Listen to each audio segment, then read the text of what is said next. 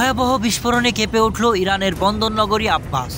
২৬ April শনিবার রাজধানী Tehran থেকে ১০০০ কিলোমিটার দূরে অবস্থিত সমুদ্র সংস্থার সঙ্গে সম্পর্কিত বন্দরটিতে সিনা কন্টেইনার ইয়ার্ডে বিস্ফোরণ হয়। এ ঘটনায় বিস্ফোরণে আগুনে পুড়ে অন্তত ৪০৬ জন আহত হয়েছে বলে জানিয়েছে ইরানের শুল্ক কর্তৃপক্ষ। আন্তর্জাতিক গণমাধ্যমগুলোতে প্রকাশিত ভিডিওতে দেখা যায় বিস্ফোরণে এলাকা থেকে কালো ধোঁয়ার বিশাল কুণ্ডলী বের হচ্ছে। পাশাপাশি ভবন এবং যানবাহনের ক্ষতি দেখা গেছে। আহতদের সেবা করতে এবং সম্পদের ক্ষয়ক্ষতি পরীক্ষা করতে এলাকার বেশ কয়েকজনকে দেখা গেছে।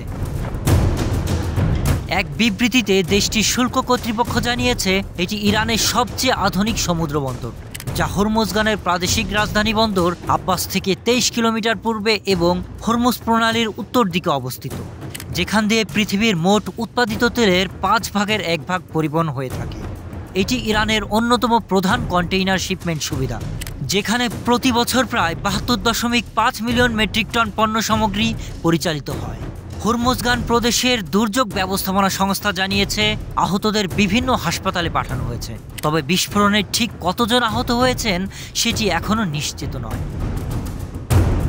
এদিকে বিস্ফোরণের পর national Iranian oil production refining and distribution company একটি বিবৃতি জারি করে জানিয়েছে বিস্ফোরণে এলাকার তেল সুবিধাগুলো ক্ষতিগ্রস্ত হয়নি।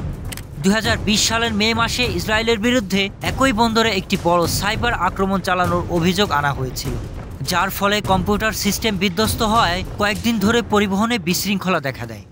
বিস্ফোরণটি এমন এক সংবেদনশীল সময়ে ঘটল যখন ইরানি কর্মকর্তারা সম্ভাব্য নতুন পারমাণবিক চুক্তি নিয়ে মার্কিন যুক্তরাষ্ট্রের কর্মকর্তাদের সাথে আলোচনা চালিয়ে যাচ্ছে। Sharif Rahat, news desk, hello Bangla.